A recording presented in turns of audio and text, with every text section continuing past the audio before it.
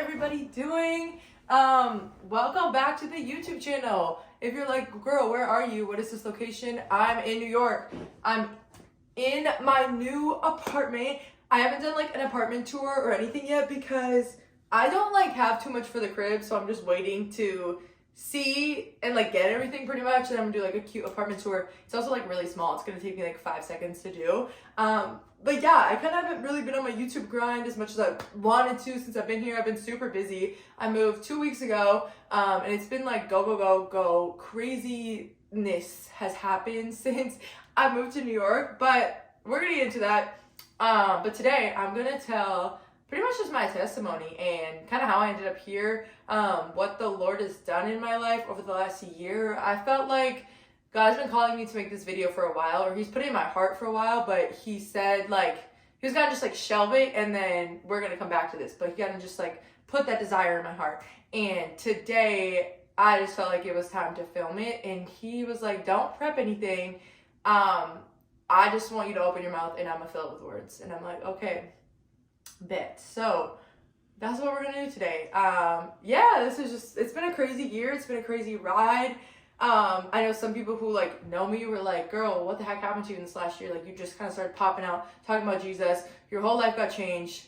It was really crazy. I feel like I went from being, I literally went from being a Div 1 athlete to then working in social media to then modeling to now kind of going, just traveling across the world. And now I'm in New York, and it's just like really crazy. So let's pray. Let's start this off. Why am I like nervous? I'm literally just talking to my camera like I always do, but it's whatever. All right.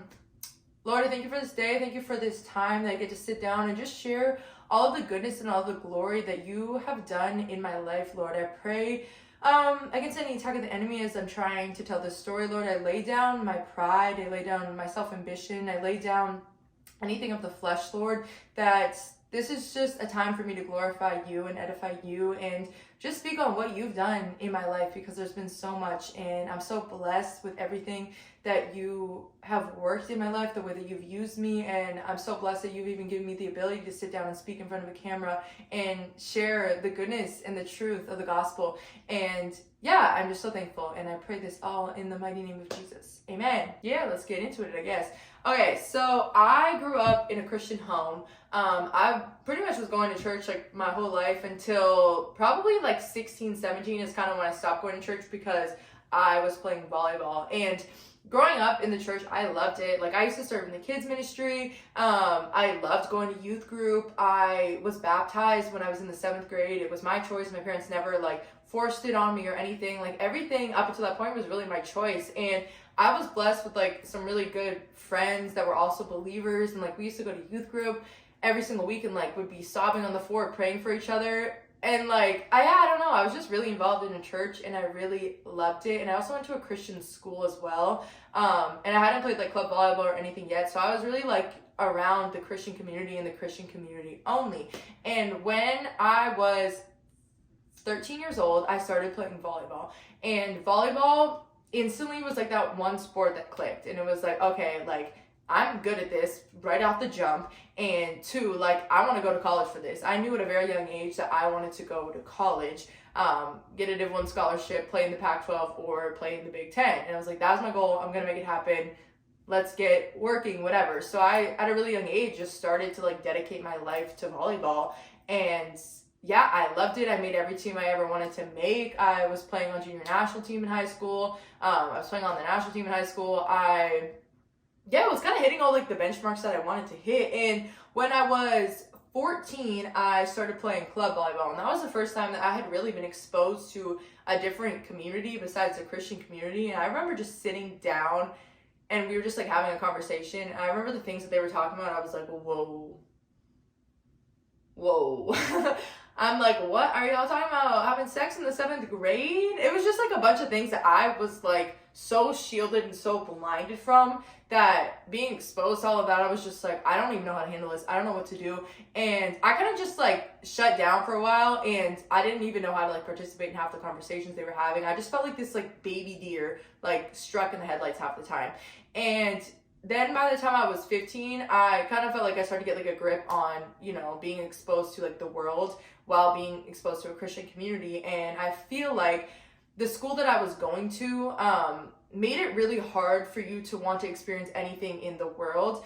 And like kind of what I mean by that, I guess, is like if you tasted anything in the world, you're instantly exiled from the Christian community. Like you don't have room for a mistake. You don't have room to slip up. If you make a slip up, everybody and their mom are gonna know about it, and you're gonna be the talk of the school. And that's really what it was like at kind of the small Christian school that I was at. So when I was 15, I kind of started to like, you know, take my desires were kind of just start to shift into the world, and I just felt like, okay, my desires are starting to shift, but I don't even know how to process everything, because if I have two options. It's either like I'm going to stick with the Christian community, or I have to live in the world, and I can't come back to the Christian community even if I wanted to. It was kind of picking like one or the other. And at that time, like, I'm not going to cap y'all, I went to a small Christian school, okay? There was like 20 kids in my class. We were low-key a bunch of weirdos. I was part of that. Like, I was a weirdo. And I just didn't want to be a part of that. I'm like, everyone is weird here. All the Christian kids are freaking weird. Like, I want to be a part of the cool, normal people. Whatever. So I ended up picking, like, you know, going the route of the world. And I started drinking, started partying at 16. I thankfully, like, I always had a really good head on my shoulders. So even when I started drinking and I started partying, I was never going to put, like, any of that above volleyball. So I was really doing all that in a limited capacity, because volleyball was always the dream. It was always the goal. And at the end of the day, like, at that point in my life, it was my identity. And I wasn't going to, like, try and shake my identity or lose my identity in any way, shape, or form. So even though I was partying and I was drinking, it was never, like, super out of control. It would just, you know, maybe be every couple of weeks or something and go to a party. And then, like, you know, I kind of kept on, and my parents started to find out, and they were not happy about it. And then I just started sneaking around and doing whatever in high school, and kind of just went on like that. And also at that time in my life, like, I wasn't going to church, I wasn't going to youth group, because I was on a travel club team, and I couldn't, like, there was practice on that days, and then there was practice on every weekend. So I just, like, wasn't a part of the Christian community at all. And I also ended up switching from my Christian private school I was at to a public school in the 11th grade. And yeah, so I pretty much was just, like, completely removed from the Christian community altogether. I didn't really care for it. I didn't really want anything to do with God, really. Like, I'd still, you know, lived in a Christian household, so we'd say our prayers at night and whatever that type of stuff was, but I had no, like, real relationship with God. And also at that point in my life, when I was 17, I ended up getting in a car accident, and this was the first car accident I had ever been in. It was also my first concussion. So this was the first time that I have ever, like, actually had to take a break from volleyball. And I remember just being so depressed. Like, for the first time in my life, I had never really felt like depression. I had definitely been anxious as a kid. I don't know if I had, like, full-blown anxiety, but I've never really felt like this sense of, like, depression in the way that I have. And that is really normal with concussions. Like, a lot of people get super depressed with concussions. It's not like an out the blue thing. But yeah, I just felt like my sense of identity was just stripped from me, because I couldn't play the sport, which was my identity, and I didn't know who I was. So I started getting posed with these questions of, like, who am I? What is the point of this life? If I don't have volleyball, what am I? Am I even worth anything? Like, all of these thoughts kind of started to creep into my mind. And I ended up not playing, I think, for about, like, 3 or 4 months. And that was a really, really hard time in my life. Like, I just started crying every single day, because I didn't know how to process this lack of identity and feeling in my life. So I just kind of was, like, doing the same thing. I wouldn't say I ever tried to go back to God at that point. I was just, you know, relying on the same things, partying in the world, and just trying everything I could to get back into volleyball. And yeah, I ended up committing actually that same year to Oregon State University. And when I came into Oregon State, like, things were good. You know, I was living out my dream. I was playing again. I did have a lot of headaches. Like, this was kind of one thing. After my first concussion, I don't know if my head ever felt normal. Like, I always just felt like I'm always getting headaches. I'm always kind of in pain. My grades started to, like, slowly just go down and down and down. I was a really smart kid, so that was something that was really hard for me. And I also really did enjoy school up until my first concussion. So yeah, I don't know. I, like, was okay because I was playing volleyball, but everything in my life was kind of slipping. And yeah, so I ended up going to Oregon State when I was 17 years old, moved out of the house, pretty much graduated high school, literally drove from my graduation straight to Oregon State, and then started, you know, summer practices, classes, playing, whatever. And yeah, that was a pretty crazy, like, wake up call to, like, I had like the first wake up call from like the Christian community to public school, and then when I went from to public school to Oregon State, I mean, my dorm was football, basketball, baseball, and then 2 other girls. It was like all dudes. And I was just in this class with like 40 dudes. I was so overwhelmed. And I'm like, there's so much going on. There's so many people from all across the world. Like, not very many of them were believers. We're all just like living in the world, playing our sport, partying, drinking, whatever, doing all the things of like college kids. And yeah, so I kind of just went on the summer doing that. Oregon State was fine at first until I got strep. So I got strep that summer, and it took me out for like 2 weeks. I was having a really hard time coming back into practice. I just felt really tired, really exhausted, and I kind of started to feel that like identity piece slipping already. So every time like I wasn't able to play, I would instantly feel like a loss of identity, a lack of who I was, because my identity was missing, because that's what I put it in. And if you can't do the thing that you are putting your identity in, you're obviously gonna have a hole in your heart. And yeah, so I finally like got back from strep. I was not doing great, but I had like this insane, crazy work ethic to be able to push past anything. Like, I don't care. I could be on my deathbed and I will get up and go to practice and I will win. That's just how I operated. And yeah, so I ended up just getting sicker and sicker and sicker post strep. And then after my first week of preseason, so I had a starting spot, I was playing well. And then after our first tournament, I like could not get out of bed. So the doctors ended up like running me through a bunch of tests. I found out I had mono, and mono took me out. Like, when I tell y'all, I have never been that down bad. Well, I have, but I was down so bad. This was kind of like the beginning of the next 5 years of sickness in my life. And yeah, mono hits everyone differently, but for me, like, I was in the hospital, I was in and out of the hospital, I was on IVs, I couldn't eat, couldn't drink anything, could not get out of bed, was just so sick, was so tired, was like, I just felt like I was dying at every single point in my day. And that kind of lasted for like a month and a half. I wasn't going to class. I literally just sat in my bed every single day. And that probably, lasted a month and a half. And then halfway through season, they cleared me to play because I lied to them about how I was feeling. Like, I was like technically like cleared when it comes to like my spleen wasn't going to rupture or anything like that. But like, I was not feeling good, but I was like, I want to play, so I'm going to play. So they cleared me to play. I went through this protocol to get back in my freshman season.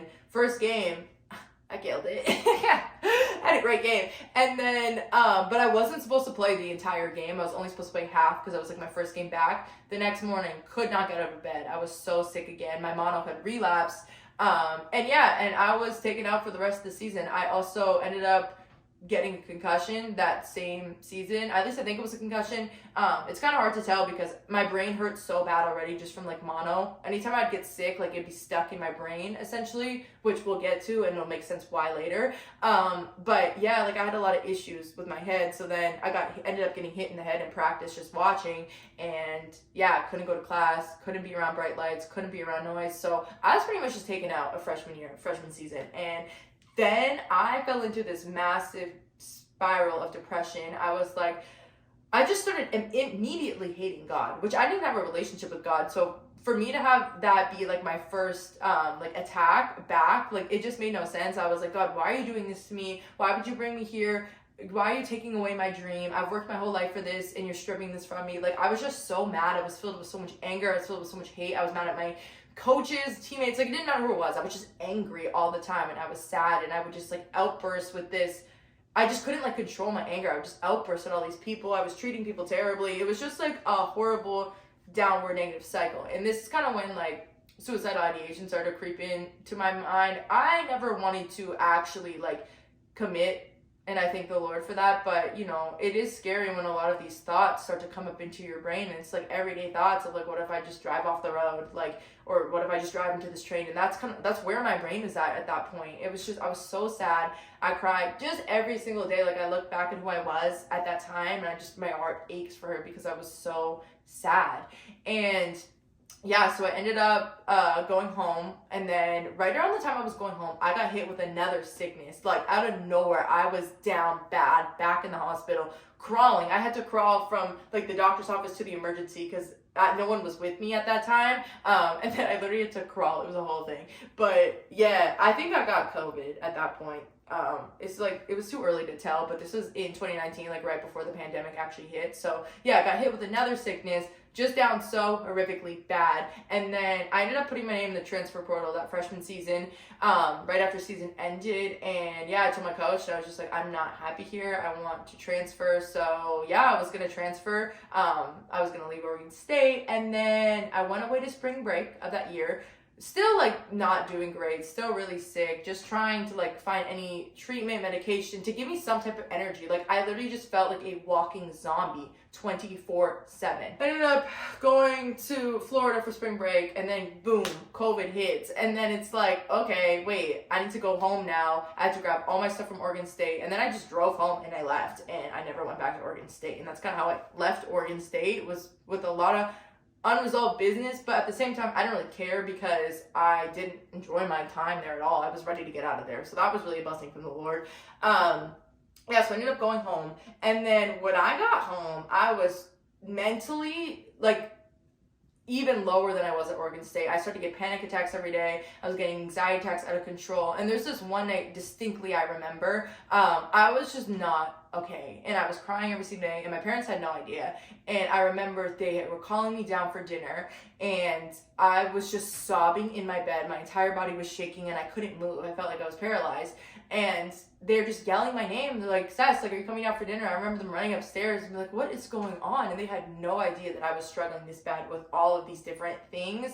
And yeah, that was the first time where I was like, okay, I need help. Like, I can't keep doing this on my own. I need someone to help me. So I started going to therapy, and therapy helped for a little bit. It kind of was just like a bandage opening up a lot of the things. Like I had a lot of different traumas at Oregon State that went on. And yeah, so that kind of helped a little bit. And then I ended up being home from February or like early March until June of that same year. And then I ended up committing to Michigan State in that time frame, probably at around like maybe May, I think maybe April, May. I ended up committing to Michigan State, and that like kind of time frame was pretty much me just like trying to work on my mental health. I didn't really have a relationship with God at that time. We were like watching church online and stuff like that, but I still didn't have like a relationship with the Lord for my own.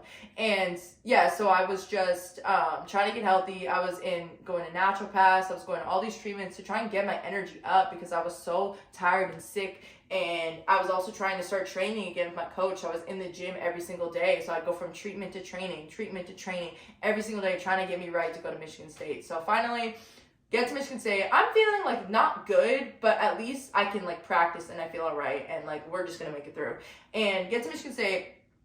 The first week I get there, things were cool. Everything was fine. Like I liked my teammates. They're all super nice. Everyone was fun. Like I had a great time. It was COVID, but it was kind of like, I don't know, all the athletes were hanging out together. It was a good time. And within that first week, I actually met someone that ended up being super, super impactful in my life. And so one of my teammates ended up inviting me to this Bible study. She had heard that I was from like a Christian school, and she's like, oh, like, do you want to come to this Bible study with me and one of like our AIA leaders? And I'm like, AIA means Athletes in Action.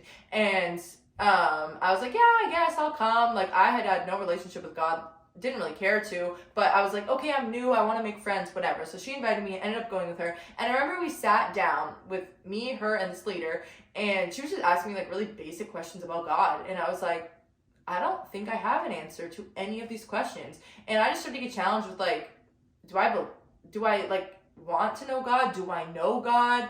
Do I believe in God? Like, it was like the most simple things, and it felt like I had no foundation of my like Christianity at all. And I just started to be questioned with like, bro, do I even care? Like, do I like religion? Like, I don't know. Just all of these questions. And I'm not even gonna say like necessarily the question of like, do I believe God is real ever crossed my mind? I always thought God was real, but I didn't believe that a relationship with the Lord was ever gonna be better than anything that the world could offer me.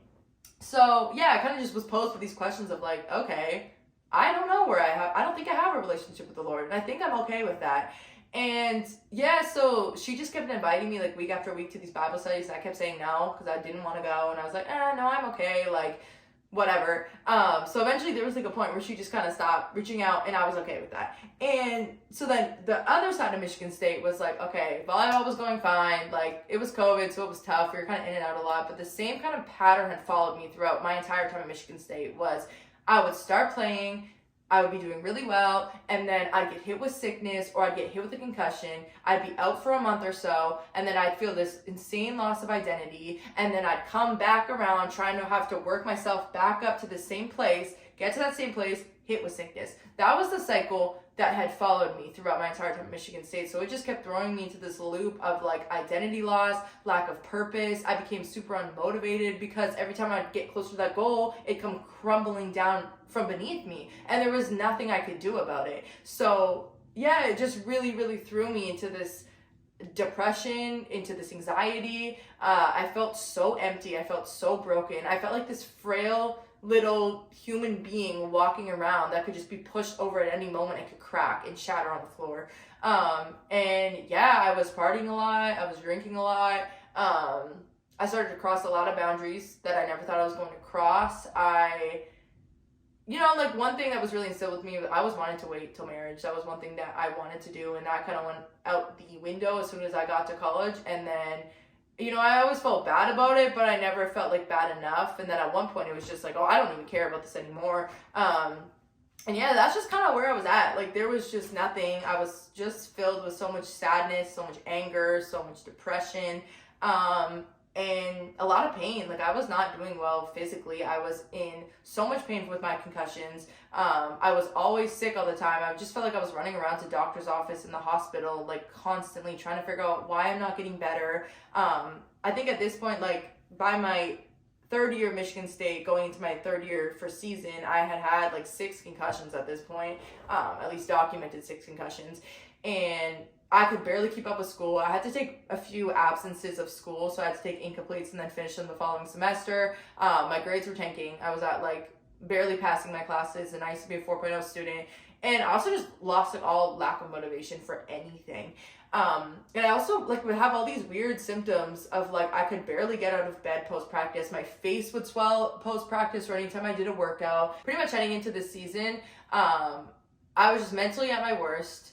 Physically, I was at my worst. I was actually playing really well. I had a starting spot. I don't know how I was playing as well as I could. That's just like the mental fortitude I had in my brain to be able to keep going. And the strength of God, really, that's what it is. But I just didn't know it was that at the time. And yeah, so I kind of told myself going into that season, like, if I get one more concussion, I'm done. Like, I can't keep putting myself through this. I'm in so much pain. My head feels every single day like someone is taking a hammer and smashing it against pavement. Like, that's what my head felt like every single day. I was in so much pain. I was losing my vision in practice. I don't remember going through a single practice in college that my vision wasn't going blurry. Yeah, it was just bad. Like, I was just not doing okay. So I just told myself, like, all right, this is it. Sure enough, I got another concussion that season, and that was it. Halfway through my junior year of season, I had to medically retire, and I didn't know I had to leave.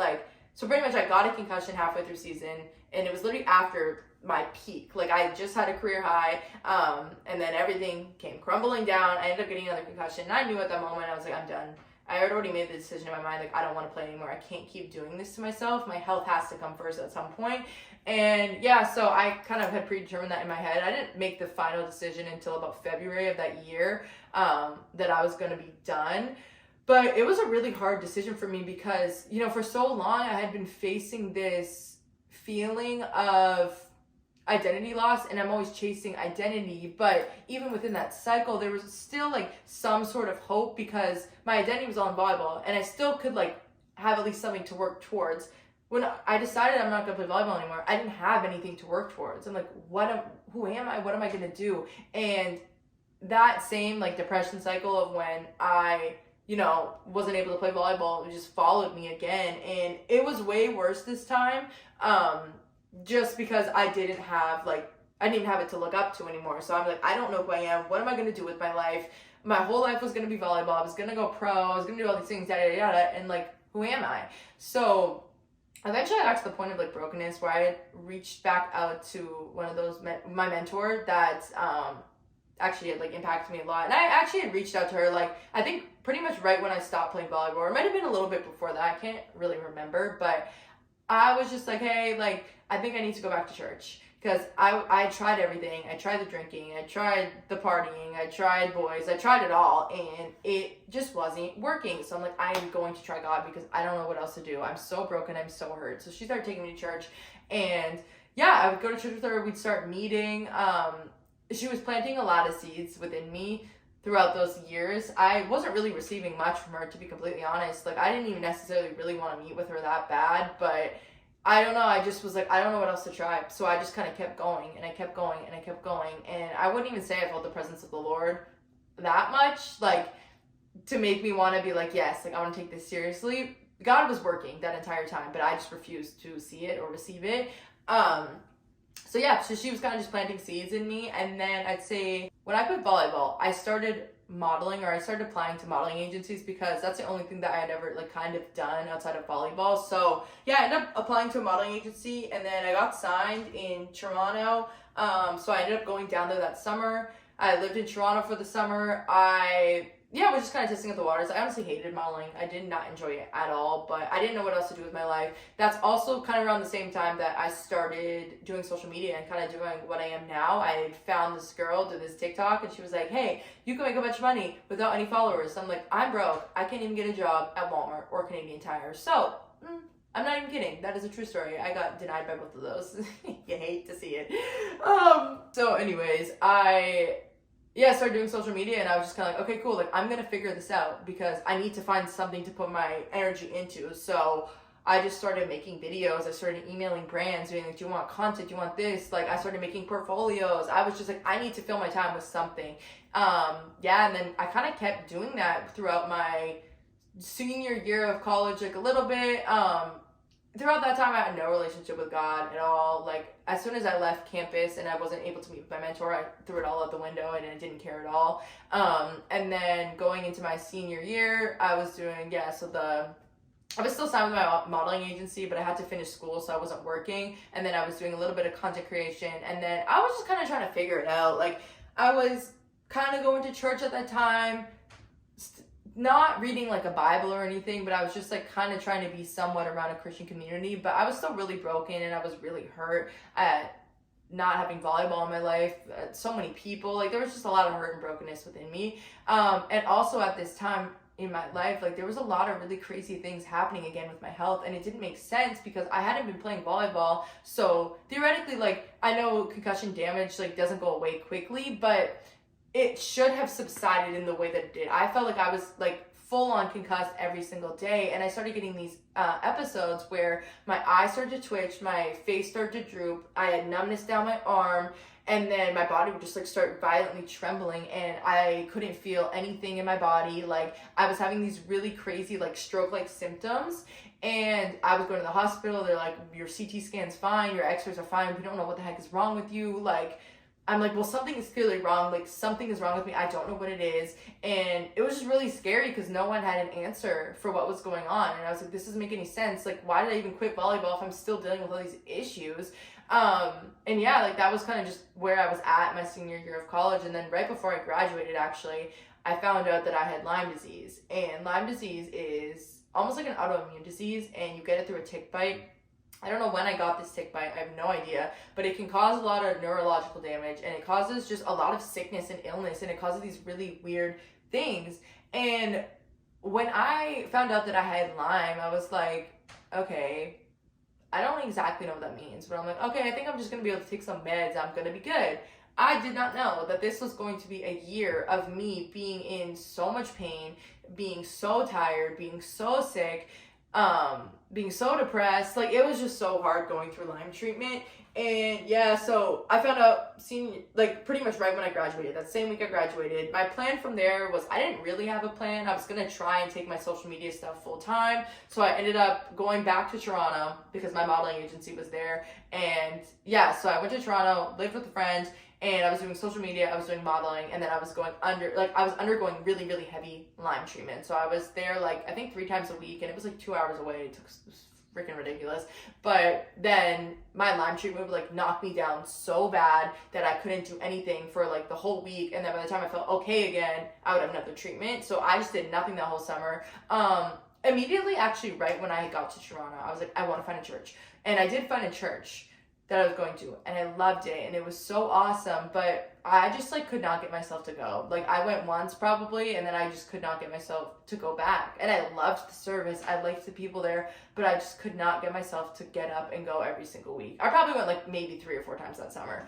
But yeah, I was starting to just be like, okay, like maybe I should read my devos, maybe I should try. Like I'd be bored, and like maybe I should open up my Bible. Like that's kind of where I was at. And I don't know, I just felt some convictions from the Holy Spirit like start to slowly creep up into my mind again, and I haven't had those convictions in a very long time, and I just for some reason started listening to them, and I was like, okay, maybe I shouldn't go out and drink tonight, maybe I should open up this Bible, maybe I should pray a little bit. Like I don't know why, that's just kind of the Lord was prompting me, and I just said yes to some of the calls for whatever reason that was. And then yeah, so that kind of summer, same thing, was Lyme treatment, working, modeling, and then I ended up getting signed, actually, to an agency in Milan. That summer, it was like crazy perfect timing because my lease was ending at this place. I didn't know what I was going to do and didn't know where I was going to live, and then I ended up getting signed in Milan, so I was like, okay, cool, I guess I'm going to go to Milan. As soon as I got signed in Milan, I came down with like the worst body dysmorphia. I started to undereat, started to overwork out because I had this image that I had to fit in my head was runway. They wanted me for runway, so I had to get so thin. And yeah, I did everything that I was could pretty much do, and I kind of took on that same mindset of like, I'm an athlete still, but I'm just training for something else, and I'm gonna do everything in my power to be able to look and fit the image that they want me to fit. And that is a very dangerous game to play because you are never going to satisfy the world, ever. Anyways, you're never going to be able to satisfy the world. Like, Jesus is the only one that is going to satisfy you.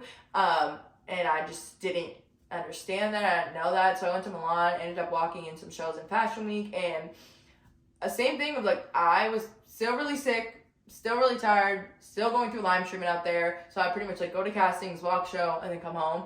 And I felt like I was supposed to bring my Bible, and I did. So the Lord, I just like had this feeling. I was like, I wasn't even opening a physical Bible, mind you, at this time. I was only reading it on my phone. So for the Lord to be like, I want you to bring this Bible. And for some reason I was like, I think I need to bring this Bible. So I brought a Bible with me there.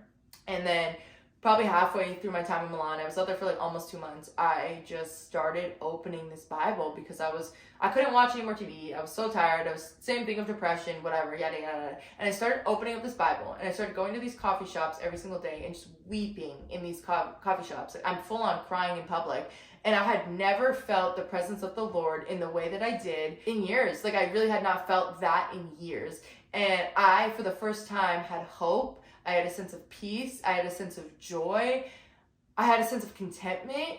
And I just felt like the Lord was with me. And so every day I went into a coffee shop and I just started reading my Bible and I started journaling. And that was every single day. And what's actually really crazy about that is a year later, one of my childhood friends that like we barely even see each other anymore, she tells me this though a couple of months ago. And she was like, out of nowhere, I just started thinking about you. The Lord had put you on my heart. I started praying for you in your walk. I didn't know what was going on in your life or anything. Didn't know where you were in the world.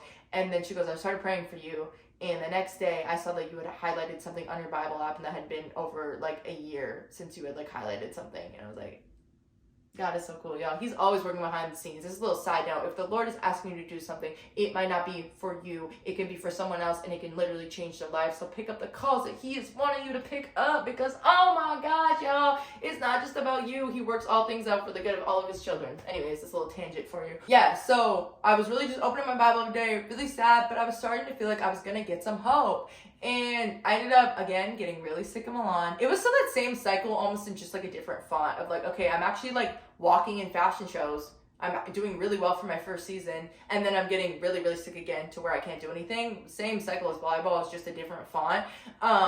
So I ended up walking a bunch of shows, went to Saudi Arabia, walked a show out there, ended up coming back early from Italy. I was supposed to stay out there till December. I came back early because I was so sick. I went to Toronto, and at first, when I got really sick out there, I started to get these weird stomach issues. So I pretty much like would eat a food, and didn't matter what food it was, my stomach would be in like this stabbing crazy pain, and my stomach would be out here and completely hard and like solid. I'm like, what the heck is going on? I'm in so much pain. What the heck is this? I'm like, I don't know what's going on with my gut, but something is off here. And that just kind of kept going on, and no one kind of seemed to know what the heck was wrong with me. And that followed me to Toronto. It's the same thing. I'm like, I'm just in a lot of pain every time I eat. I can't keep anything down. Like, I'm throwing up things. I'm in so much pain. What the heck is going on with me?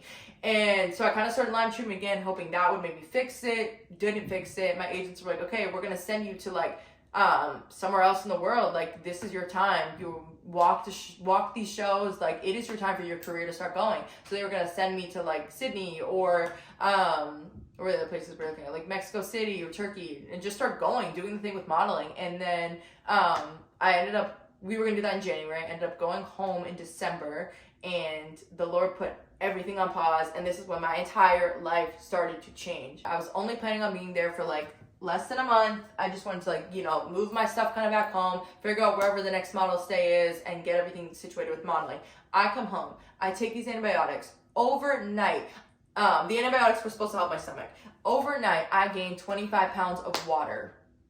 Overnight. No explanation. It makes no sense. My entire body is swollen from my head, literally from my face to the tips of my toes. My entire body was swollen. I was in so much pain because it wasn't just like, oh, like I gained weight. No, I gained a bunch of water and inflammation throughout my entire body. So it was like if you get an injury and say you hit your elbow on the wall and it starts swelling. That was my entire body. So I could barely move. Like, I was in so much excruciating pain. I was going through Lyme treatment again.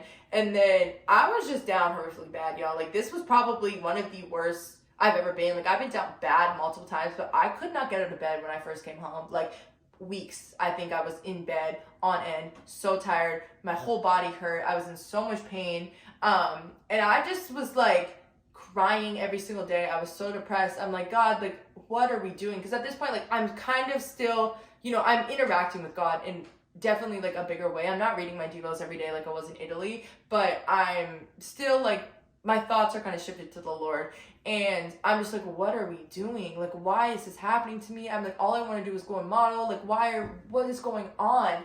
And the Lord just put it all on pause. I didn't get an explanation. I didn't get nothing. It was just me sitting there being like, okay, where are we going to go from this? So yeah, same kind of thing. I was just working. I kind of just was waiting to see if this water retention would go down so I could model again. And then I was going through Lyme treatment. And then by February, I was like, hey, I have to get out. Like, I literally cannot be in my hometown anymore. I'm going to go absolutely insane. So I ended up going to LA.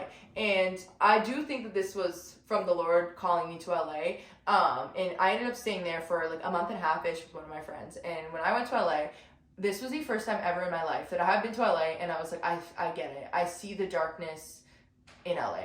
I've never felt that before. I would walk places and I'm like, something's off here. I went to different churches. I was like, what is this weird presence in LA? Like, I just felt the darkness and the heaviness of LA. And the 3 churches I went to, I just tried out a bunch of different churches because it wasn't there for very long. 3 different churches talked on the darkness and the spiritual realm. I have never heard a message on the spiritual realm before. That was not something that was preached enough in my church. And so that was the Lord just kind of setting me up for these things. And I was like, dang, like, what is this dark presence here? God, like, I don't mean you aren't in the best spot, but I'm like, I need you to protect me from this because there is something that is coming after me and I don't know what that is. And so that LA was a really big turning point for me because I saw the darkness, I felt the darkness, and then I was like, all right, that is what the darkness of this world holds. It was like my eyes were open. The veil was torn off. I could see the darkness of the world. And I was like, if that's what this is, oh, no. I will devote my life to the Lord and do everything I can in my power to be with him and live in his peace because I don't want to be a part of that.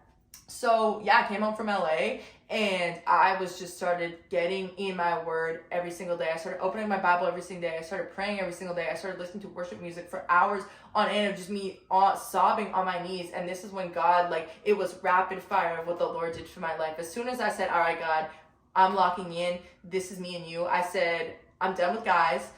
take it all. I'm like, this is me and me and you only. I was like, I want protection from the darkness of this world. And as soon as I said yes, God was like, all right, bet, let's flip your life around. So he just started ripping up everything, like the way I used to talk, thrown out the window, the music I used to listen to, thrown out the window, the ideologies I had of this world, of God, thrown out the window. He started just like opening my eyes to so many different things. I started having like all these crazy people come into my life, prophets coming into my life, God just opening up my eyes to what was going on around me. He started exposing stuff throughout my family. He started exposing stuff that happened to me when I was a kid. He started healing my heart and my identity and just every single part of me that was broken. He started healing the unforgiveness that I'd been holding in my heart. He allowed me to let go of all the hatred I had towards him, hatred I had towards other people, hatred I had towards losing volleyball. He started to literally physically heal my body. As soon as I started to let go of these things, my acne started to clear up. The Lord just started to transform everything. I underwent deliverance, and I'm not going to talk about all of my deliverance stuff, but like, I needed to be freed from a lot of things that were working against me. I had generational stuff all down my line that had to be broken in the name of Jesus, and I was healed. Oh, and yeah, like he was just ripping up my entire life, and it was like every single day. It was like just this rapid fire of like the Lord's like, I have a calling on your life. I have things that I want you to do, and we are going to go through this. As much as you will pour into me, I'm going to pour into you. And that goes for every single person's relationship. As much as you give God, God will give you that back times 20. He gives it to you when you're not even pursuing him. Like, oh my goodness, y'all, it's so crazy. I gotta speed this story up. Yeah, so he's been ripping up my life really since that point, delivering me from so many different things. And then the Lord ended up leading me to a bunch of different places. He led me to Bali. I went on a Christian women's retreat there. When he led me to Bali, I was healed from my Lyme disease. It was the craziest, insane experience I've ever had in my life. I was literally alone by myself. The Lord showed up. Jesus himself showed up. He wouldn't, like, physically I could not see him, but I knew where he was in this room. I know it sounds so weird. Some people probably will not understand this. And he touches my leg. And when he touches my leg, he touches my shin right there. Touches my shin. I saw darkness leave and light enter. And it, like, this is all just like, nothing is actually going on in the physical. I just all feel it. It's like the weirdest thing. And in that moment, I just knew. I was like, Lyme, healing. That's just what I kept hearing in my brain. And in that moment, I knew that my Lyme was healed. I couldn't explain it any other way. There was no physical difference. There was nothing that had changed besides I knew that the Lord touched me and that I was healed. And the next day, when I woke up, I got super sick from the sun with Lyme. That was like one of the side effects. So one of them was I was gluten intolerant. I couldn't eat gluten, and I also could not be in the sun after I started Lyme treatment. The next day, I was able to eat gluten. I was able to sit in the sun. And mind you, Bali had not been sunny for a single day. It had rained every single day. The day after the Lord healed me, it was sunny for the entire day, and I sat outside the entire day and did not get sick once. Like, you cannot tell me that's not God. And yeah, like I just knew it was gone. I come home, I take a test. My Lyme charts went from all positive to all negative. Not an ounce of Lyme left in my body. Like one touch of the Lord and I was healed like this. And you can do it for you too. That's what's crazy. Anyways, let me I hear going off. But yeah, so he healed me of my Lyme.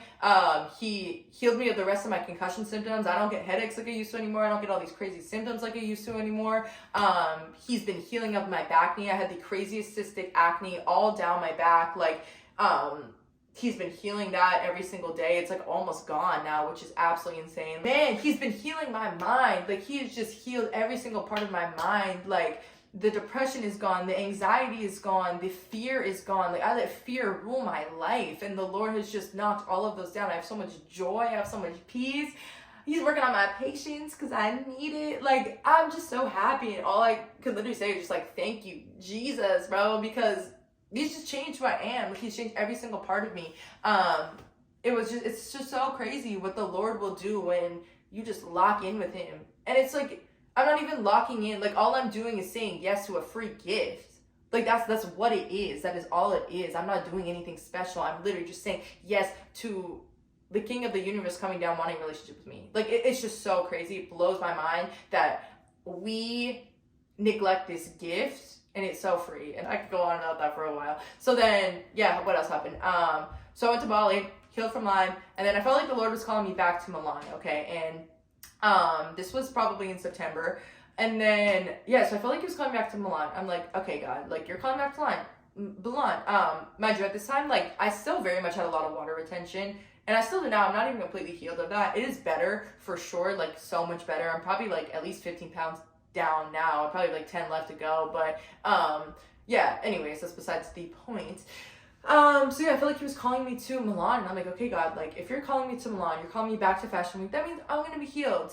That means that you are going to bring me there. We're going to walk. And I thought the Lord was telling me that I was going to walk. So I get to Milan. I did not walk, y'all. I did not walk. I realized that that voice I was hearing in my head was just my own pride and my own wishes and my own desires getting in my own way. And the Lord's like, I never told you any of this. It was your own pride. And that was a reality check for me, okay? Because I really thought I was hearing the Lord's voice. And I'm blessed that the trip happened because I had to clearly see that my discernment was being affected by my own pride, and I had to start laying that down. And also in that trip, I started to realize and start to understand, like, the Lord is greater than this world. He literally had to bring me to Italy to show me that he will go before me in any single room that I am in. I went to my modeling agency. I was swollen. I was puffy. That is a big deal when your body is your image. Like, it's just, it is what it is in the modeling industry, especially in runway and especially in Europe. And I've seen some things before where girls have been ripped apart for the way they look, for gaining an inch on their hips. They are exiled. Like, I had 4 inches on my hips, and it was all water, but they were 4 inches. And I went in there. My agency was so nice. They were like, your health matters more. We're gonna get you first. We're gonna get you right first. Like, don't even worry about runway. It doesn't matter. We're still gonna get you another job. And they did.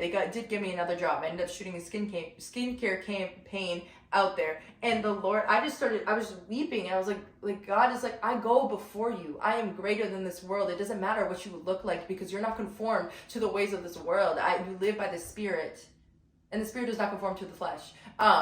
And yeah, so it was a really amazing trip to see. Like, my pride was humbled. I was humbled really hard, and it was a hard trip, but God showed me a very important lesson of, like, I go before you no matter what.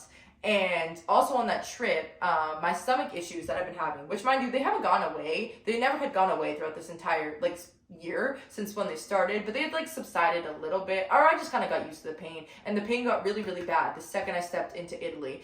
And so finally I went to the doctor, and I'm like, what is wrong with me? They ended up running me through a bunch of tests, which they never did in Canada. They would never run me for tests, and they were like, okay, there's definitely something wrong. We don't know what it is. So I ended up coming home from that trip from Italy, and the doctors finally take me seriously at home because they're like, okay, there is something wrong with you. We can see the information now. What are we going to do? My naturopath ends up testing me for a bunch of different things. Find out that I have E. coli, y'all. I've had E. coli in my system for an entire year, which is the reason that I have had stabbing pain every single time that I'm eating.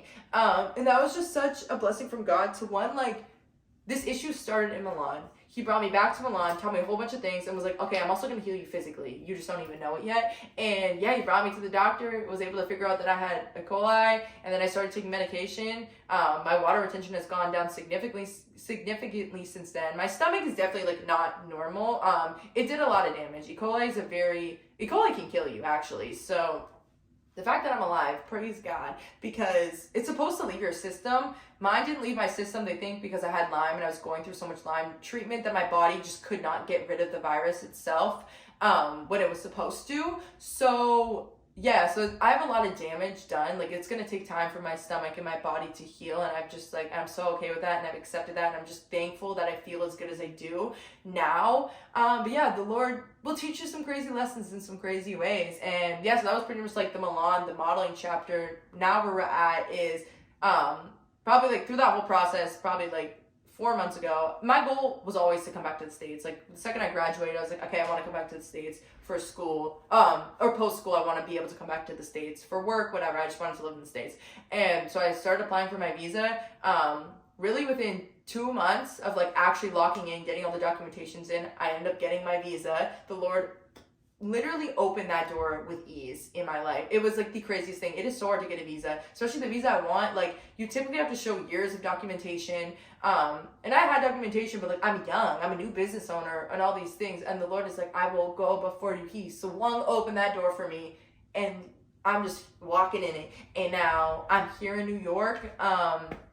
Another crazy thing about this was like, I knew I wanted to come back to the States like after I visited LA. I was like, I don't really know if I want to move back to LA. I'm like, I like Cali, like just because it's pretty or whatever, but I'm like, I don't know if that's where I'm supposed to be. And so I prayed this simple prayer, and I was like, Lord, give me the desires of your heart, that your work will be done on earth as it is in heaven. And I kid you not, the next day I was like, I'm supposed to move to New York. It was like the craziest thing. And New York to me, like, I've always loved New York, and I always dreamed of living in New York at some point in my life. It just wasn't right now. It wasn't this young. Yeah, and the fact that he just took that desire of my heart and placed me here, and every single thing since that day has been so crazy. Like, the Lord opened the door, and everything has pretty much just been like at ease. Like, I found my apartment the first day. I've met some really amazing people. Like, the Lord has provided friends upon friends upon friends, y'all. Like, I'm so busy, and that was my biggest. The concern was like, I'm going to come here and I don't know anybody, where I did know some people in Cali, and the Lord's like, I got you. I will provide. Like, he literally has provided plans for me for every single thing. I prayed, y'all. I prayed walking into this church. The first time I ever went, right? I went into this church, and this is the first day I got to New York, or like the second day I got to New York, and it was actually like the affiliate church that I was going to in Toronto. They have like a network of churches called C3, and yeah, so I ended up going to the church, and I was like, Lord, like, I just pray, if this is my home or somewhere I'm supposed to be, just give me one person's number. I kid you not. Step in the service. One girl's like, I need to get your number, and then we've been hanging out. She's awesome. Isn't that so crazy? Like, the Lord has just ordained every single thing, and when God wants you in a certain place, like, he will just break down door after door after door. It's so crazy to see. Like, even this apartment, like, I love my apartment. Even where I wanted to live, I originally wanted to live in Brooklyn, and I prayed the same prayer, Lord, give me the desires of your heart. And I woke up, and I was like, I'm supposed to live in the East Village. And I'd never been to the East Village before. This was like, I didn't even know what the East Village was. And I stepped foot in this apartment. I was like, I'm supposed to live here. And sure enough, the door opened, and I'm able to live here. And yeah, like, every single thing about this since I've been here has just been God. I felt his presence so strongly since being here. Like, the connections he's been bringing to me are just like, it's such an answer to prayer. Yeah, like, that's just kind of where we're at now. It's like life. I'm just so happy to be here. I'm so excited to see the work that the Lord has.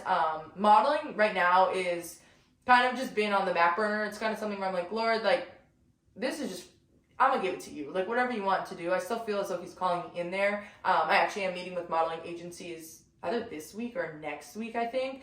So we'll just see what he wants to do with that. I don't really know. There was a point where, like, modeling was I wanted it to be my whole identity, and now the Lord is my identity only. He's healed me from my body dysmorphia, from binge eating, from under eating, from just everything that I had struggled with in the modeling realm. He has healed me from. So now I know going back into it, like, I'm good, bro. And I can do the work that the Lord wants me to do in that industry. And yeah, so that's kind of where we're at. I'm trying to post on YouTube more now, because I feel like it's another thing that the Lord has been calling me into. It's just like content creation, which is interesting because I've done content creation now for like over a year and a half, and it's never really been like influencing. It's kind of been more of like UGC content creation, and I feel as though he's calling me now into a bit more of like, okay, I want you to share your story, and I want you to share your life. So yeah, y'all, that's pretty much the story. That's what God has done in my life, how he's ripped it up, flipped me around, placed my feet back on solid ground. Amen. And yeah, I'm just excited to see where we go from here, how he wants to move. Y'all are gonna come along with me. I figure out how to edit the YouTube. I'm actually filming this on my phone because my camera is trash. I don't like it. If anyone has a Sony ZV-10, please comment and like if you like it or not, because mine's grainy. It's just like not it. I kind of want to get the Canon G7X. So if y'all have any like vlogging camera recommendations, please let me know. But yeah, I think that's pretty much it. I love y'all. Have a good day. God bless you. And I'll see you next week, hopefully. Okay, bye.